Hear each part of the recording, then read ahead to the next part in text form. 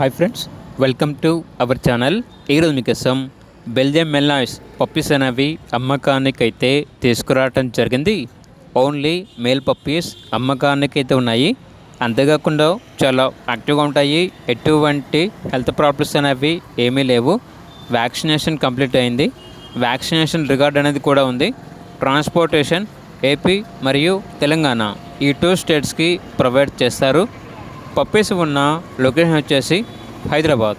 Each male puppy యొక్క price వచ్చేసి 20K అనగా 20,000.